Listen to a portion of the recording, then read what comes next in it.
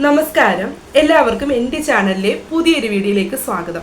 അപ്പോൾ ഇന്നലെയായിരുന്നു 10th preliminary examination first stage. അപ്പോൾ എനിക്കും ഇന്നലെ തന്നെയായിരുന്നു എക്സാം. ഞാൻ പോയി എക്സാമൊക്കെ എഴുതി. വലിയ ഏതൊരു ലെവൽ എക്സാമാണെന്ന് പറയാറായിട്ടില്ല. കുറേ പേര് പറയുന്നു ടഫായിരുന്നു എന്ന്, കുറച്ച് പേരൊക്കെ ഈസി ആയിരുന്നു എന്നും പറയുന്നുണ്ട്. എന്നാലും കൂടുതലായിട്ട് ഞാൻ കണ്ടത് ടഫായിരുന്നു എന്നായിരുന്നു. പക്ഷെ എനിക്ക് ടഫും അല്ല ഈസിയും അല്ല, ആ ഒരു ലെവലായിട്ടാണ് എനിക്ക് എക്സാം ഫീൽ ചെയ്തത്. ഞാൻ എഴുതിയ എക്സാം ആയതുകൊണ്ട് പറയുക, ടഫും അല്ല ഈസിയും അല്ല, ആ ഒരു ലെവലായിട്ടാണ് എനിക്ക് ഫീൽ ചെയ്തത്. പക്ഷെ സമയം കുറച്ച് കിട്ടാൻ പാടായിരുന്നു. എന്ന് വെച്ചാൽ നമ്മൾ ക്വസ്റ്റ്യനൊക്കെ വായിച്ചു വന്നപ്പം സാധാരണ ഒരു PSC എക്സാം അറ്റൻഡ് ചെയ്യുമ്പം എനിക്ക് കിട്ടുന്ന സമയത്തിൻ്റെ അത്രയും കിട്ടിയിട്ടില്ല. അപ്പോൾ കുറച്ച്, അതായത് മാത്സ് ഒക്കെ തന്നെ ആൻസർ കിട്ടുന്നതാണെങ്കിൽ കൂടിയും നമ്മൾ ചെയ്ത് ആൻസറിൽ എത്താനായിട്ടൊരു സമയം എടുക്കുന്നുണ്ടായിരുന്നു. അപ്പോൾ അങ്ങനെ കുറച്ച് സമയത്ത് കവരുന്ന ഒരു എക്സാം ആയിരുന്നു. കുറേ ക്വസ്റ്റ്യൻസ് ഒക്കെ PYQവും SCRT ഒക്കെ തന്നെയായിരുന്നു. അതുകൊണ്ടൊക്കെ തന്നെ ആയിരിക്കും, അതൊക്കെ വായിച്ചിട്ടുള്ള ഭാഗങ്ങളായതുകൊണ്ടായിരിക്കും എനിക്ക് കൂടുതലും ടഫായിട്ട് തോന്നാറുള്ളത്. പിന്നെ കറണ്ട് അഫയേഴ്സ് ഒക്കെ എനിക്ക് കുറച്ച് ടഫായിട്ട് തോന്നി. കാരണം ഞാൻ പ്രോപ്പറായിട്ട് കറണ്ട് അഫയേഴ്സ് ഇപ്പോൾ കുറച്ച് നാളുകൊണ്ട് നോക്കുന്നില്ലായിരുന്നു. അതുകൊണ്ട് എനിക്ക് കുറച്ച് ടഫായിട്ട് തോന്നി.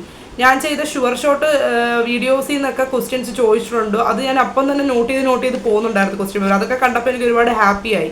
അതായത് ഞാൻ CA ഷുവർ ഷോട്ട് ചെയ്തതിലും മറ്റേ topic wise sure shot 10th പ്രിലിംസിന് ചെയ്തതിനും ഒക്കെ ക്വസ്റ്റ്യൻസ് ഉണ്ടായിരുന്നു. അപ്പോൾ അതൊക്കെ കണ്ടപ്പോൾ വലിയ ഹാപ്പിയായി. എടുത്ത് പറയാനായിട്ടാണെങ്കിൽ ആ നൊബേൽ പ്രൈസ്, കറണ്ട് അഫയേഴ്സിൻ്റെ സെക്ഷനിൽ ഞാൻ പറഞ്ഞായിരുന്നു നൊബേൽ പ്രൈസ് നന്നായിട്ട് പഠിച്ചിട്ട് പോകണം. സാഹിത്യ നൊബേലിൻ്റെ ഒരു സ്റ്റേറ്റ്മെൻറ്റ് ക്വസ്റ്റ്യൻ തന്നെ ചോദിച്ചായിരുന്നു. അപ്പോൾ ആ സാഹിത്യ നൊബേലൊക്കെ വിശദമായിട്ട് പഠിച്ചിട്ട് പോയവർക്കൊക്കെ ആ ക്വസ്റ്റ്യൻ അറ്റൻഡ് ചെയ്യാൻ പറ്റുമായിരുന്നു, ഹാൻഡ് ഗാങ്ങിനെ പറ്റിയിട്ട്. അപ്പം ആ ഒരു ക്വസ്റ്റ്യനൊക്കെ ചോദിച്ചായിരുന്നു. പിന്നെ ചോദിച്ചത് മറ്റേ ഈ സാഹിത്യ പുരസ്കാരങ്ങൾ ഞാൻ നോക്കണമെന്ന് പറയായിരുന്നു. എഴുത്തച്ഛൻ ഞാൻ എടുത്തു പറഞ്ഞിട്ടുണ്ടായിരുന്നു, എഴുത്തച്ഛൻ, വയലാറൊക്കെ. അതുപോലെ കേരള ജ്യോതി പുരസ്കാരമൊക്കെ MK സാനുവിന് കിട്ടിയെന്ന് തന്നെ ഞാൻ ആ ഒരു വീഡിയോയിൽ പറഞ്ഞിട്ടുണ്ടായിരുന്നു. അതൊക്കെ അതേപോലെ തന്നെ ചോദിച്ചിട്ടുണ്ടായിരുന്നു. പിന്നെ ചോദിച്ചത് ഈ മറ്റേ ഖാരിഫ് റാബി, അതിൻ്റെ വിളയെ പറ്റിയിട്ടല്ല ചോദിച്ചത്, അത് ഏത് മാസത്തിലാണ് ആ ഖാരിഫ് റാബി സൈദ്. എന്തായാലും ആ ഒരു ഭാഗം വായിച്ചിട്ടുള്ളവർക്ക് അത് കിട്ടും. പിന്നെ ഞാൻ പറഞ്ഞതിൽ നിന്ന് ചോദിച്ചത് ജ്ഞാനപീഠം മലയാളികൾ ജ്ഞാനപീഠം ആർക്കൊക്കെ കിട്ടിയെന്ന് കൃത്യമായിട്ട് നോക്കിയിട്ട് പോകണമെന്ന് ഞാൻ പറഞ്ഞിട്ടുണ്ടായിരുന്നു. അതേ കണക്ക് തന്നെ ജ്ഞാനപീഠം ലഭിക്കാത്ത മലയാള സാഹിത്യകാരൻ ആരാന്നായിരുന്നു ക്വസ്റ്റ്യൻ. അപ്പം അങ്ങനെ ഒരു ക്വസ്റ്റ്യൻ ചോദിച്ചായിരുന്നു. പിന്നെയും ചോദിച്ചിട്ടുണ്ട്, ഞാൻ പറയുന്നത് സംസ്ഥാന മുഖ്യമന്ത്രിമാരെ നോക്കിയിട്ട് പോകണമെന്ന്, സംസ്ഥാന ജലവിഭവ വകുപ്പ് മന്ത്രി, അത് ചോദിച്ചിട്ടുണ്ട്. പിന്നെ ഏതൊക്കെയോ ക്വസ്റ്റ്യൻസ് ഉണ്ട്. പിന്നെ മലയാള ഭാഷയിലെ ആദ്യ നിഘണ്ടു ആരുടെ സംഭാവനയാണ്. ഞാൻ ആ 4 പേരുകൾ കൃത്യമായിട്ട് എടുത്ത് പറഞ്ഞിട്ടുണ്ടായിരുന്നു. ആദ്യ നിഘണ്ടു, ആദ്യം മലയാളം ഇംഗ്ലീഷ് നിഘണ്ടു, ആദ്യം ഇംഗ്ലീഷ് മലയാളം നിഘണ്ടു. അപ്പോൾ അതിൽ നിന്നൊക്കെ ക്വസ്റ്റ്യൻ ചോദിച്ചിട്ടുണ്ട്. ആദ്യം നിഘണ്ടു, അതായത് അർണോസ് പാതിരി, ആ ക്വസ്റ്റ്യൻ ചോദിച്ചിട്ടുണ്ട്.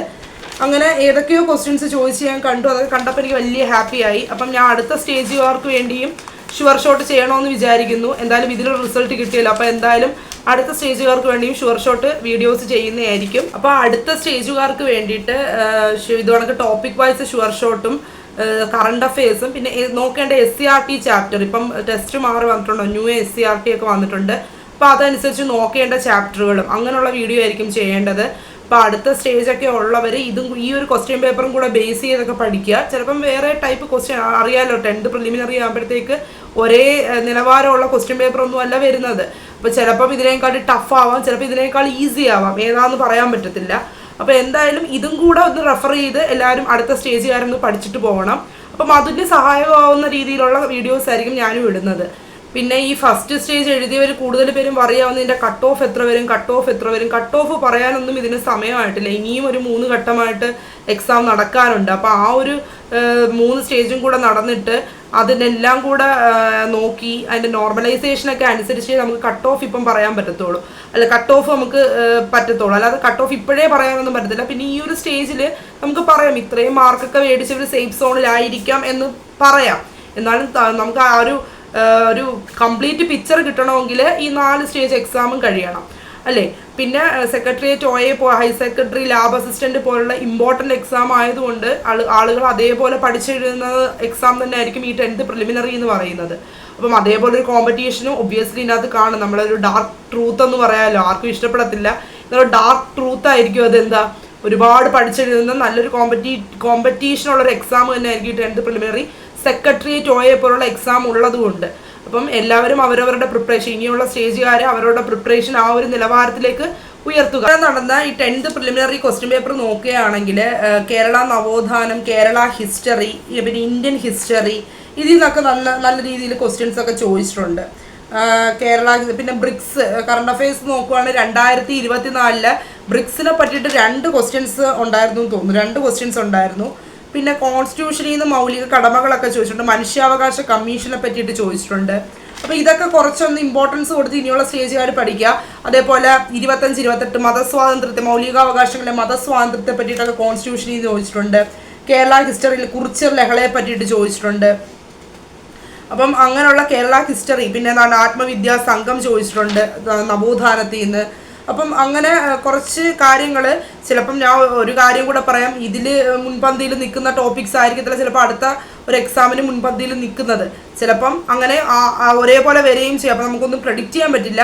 പക്ഷെ എന്തായാലും അടുത്ത സ്റ്റേജുകാരെ ഈ ഫസ്റ്റ് സ്റ്റേജിൻ്റെ ക്വസ്റ്റ്യൻ പേപ്പർ നന്നായിട്ട് റെഫർ ചെയ്ത് പഠിച്ചിട്ട് വേണം പോകേണ്ടത്.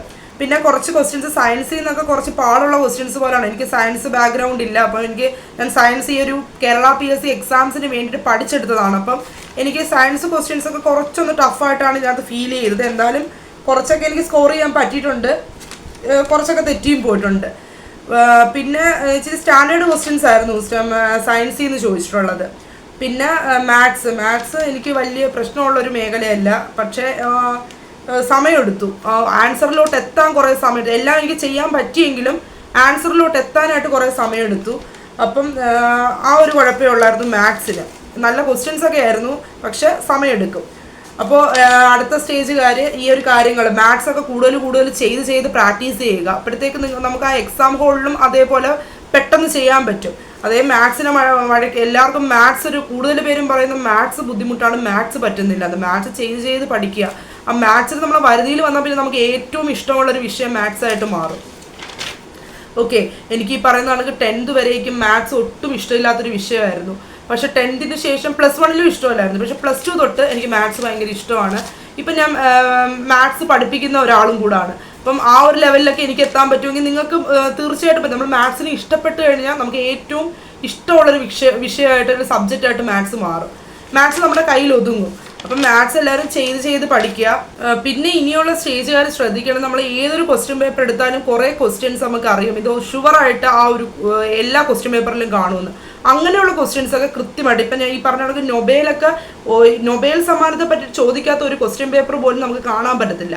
അങ്ങനെയൊക്കെ അറിയാമെങ്കിൽ, അങ്ങനെയൊക്കെ നമുക്ക് അറിയാമല്ലോ, അറിയുന്ന കാര്യങ്ങൾ നമ്മൾ കൊണ്ടുപോയി തെറ്റിക്കരുത്, അല്ലെങ്കിൽ നമുക്ക് എഴുതാൻ പറ്റാതെ വരരുത്. ഇപ്പം നൊബേലൊക്കെ വിശദമായിട്ട് നമുക്ക് ടെലഗ്രാമിലൊക്കെ സെർച്ച് ചെയ്ത് അതിൻ്റെ PDF ഒക്കെ കിട്ടും, ഓരോ ചാനലിൽ ഇട്ടേക്കുന്നത്. അപ്പം ആ ഒരു PDF ഒക്കെ എടുത്ത് വെച്ച് നല്ല വൃത്തിയായിട്ട് വായിക്കുക. ഓരോ നൊബേലിനെ പറ്റിയിട്ടും അതിൻ്റെ പ്രത്യേകതകളെ പറ്റിയിട്ടും അവരുടെ കണ്ടുപിടുത്തങ്ങളെ പറ്റിയിട്ടും അവരുടെ രാജ്യം, പേര്, ഇതൊക്കെ എന്തെങ്കിലും കോഡിട്ടൊക്കെ നന്നായിട്ട് നൊബേലൊക്കെ നന്നായിട്ട് പഠിച്ചിട്ടേ പോകാവൂ.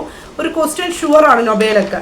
അപ്പം അങ്ങനെ ഷുവറായിട്ട് ചോദിക്കുന്ന ക്വസ്റ്റ്യൻസ് ഒക്കെ നല്ല രീതിയിൽ പഠിക്കുക. ഇപ്പം എന്താ ഈ ഒരു ബ്രിക്സ് തന്നെ ഒരു നമുക്കറിയാം, ബ്രിക്സിനെ പറ്റിയിട്ട് കേരള PSC എക്സാമിൽ റിപ്പീറ്റ് ചോദിക്കുന്നതാണ്. അപ്പോൾ ബ്രിക്സിനെ പറ്റി നന്നായിട്ട് പഠിച്ചിട്ട് പോയവർക്കൊക്കെ അത് സ്റ്റേറ്റ്മെൻറ്റ് ടൈപ്പ് ക്വസ്റ്റ്യനാണ്. അപ്പോൾ നമ്മളെ വെറും വായന പോലെ ഒരു പരന്ന വായന തന്നെ വേണം. ബ്രിക്സിനെ പറ്റിയിട്ട് ഇമ്പോർട്ടൻ്റ് ആയിട്ടുള്ള എല്ലാ പോയിന്റ്സും വായിച്ചവർക്ക് മാത്രമേ അത് അറ്റൻഡ് ചെയ്യാൻ പറ്റത്തുള്ളൂ. അപ്പം അതുപോലുള്ള പഠനമാണ് ഇനി ആവശ്യം. അത് 10th പ്രിലിമിനറി എക്സാം അല്ലേ എന്ന് വിചാരിച്ച് ആ രീതിയിൽ പഠിച്ചാൽ പോരെ എന്നൊന്നും പറഞ്ഞിട്ട് കാര്യമല്ല. അതായത് ഇതിലും സ്റ്റേറ്റ്മെൻറ്റ് ടൈപ്പ് നിങ്ങൾക്ക് ആ ക്വസ്റ്റ്യൻ പേപ്പർ കണ്ടിട്ടുള്ളവർക്ക് മനസ്സിലാവും എത്രത്തോളം സ്റ്റേറ്റ്മെൻറ്റ് ടൈപ്പ് ക്വസ്റ്റ്യൻ ചോദിച്ചിട്ട് നമുക്ക് അതിൽ എത്ര അറ്റൻഡ് ചെയ്യാൻ പറ്റും. അതായത് ഒന്ന് കാണുമ്പോൾ അറിയാം, രണ്ടാമത്തേതാണോ എന്ന് അറിഞ്ഞുകൂടാ, മൂന്നാമത്തെ ആണോ എന്ന് അറിഞ്ഞുകൂടാ, നാലാമത്തെ അറിയാം. പക്ഷെ ഓപ്ഷൻ കാണുമ്പോഴത്തേക്ക് ഏത് തിരഞ്ഞെടുക്കണമെന്ന് അറിയാൻ പറ്റും. എലിമിനേറ്റ് പോലും ചെയ്യാൻ പറ്റാത്ത രീതിയിലാണ് ഓപ്ഷൻസ് അവർ സെറ്റ് ചെയ്തേക്കുന്നത്. അപ്പം നമുക്ക് എല്ലാം അറിയാൻ ഒന്നെങ്കിൽ എല്ലാം അറിയണം, അല്ലെങ്കിൽ ഒരു ഓപ്ഷൻസിൽ എല്ലാം ശരിയാണെന്നൊരു ഓപ്ഷൻ വന്നാൽ നമുക്ക് കൺഫ്യൂഷൻ ആവും. അങ്ങനെ തരാത്ത ഓപ്ഷൻ ആണെങ്കിൽ നമുക്ക് 1 or 2 ഒക്കെ എലിമിനേറ്റ് ചെയ്തൊക്കെ എഴുതാൻ പറ്റും, അറിയാവുന്നത് അറിയാവുന്നത് ആ സ്റ്റേറ്റ്മെൻറ്റിൽ ഉണ്ടെങ്കിൽ. അപ്പം അത്രത്തോളം ക്രൂഷ്യലായിട്ടാണ് PSC ഓപ്ഷൻ വരെ സെറ്റ് ചെയ്യുന്നത്. അപ്പം നമ്മൾ ആ രീതിയിൽ നമ്മളെ പഠിത്തം അപ്ഗ്രേഡ് ചെയ്യുക.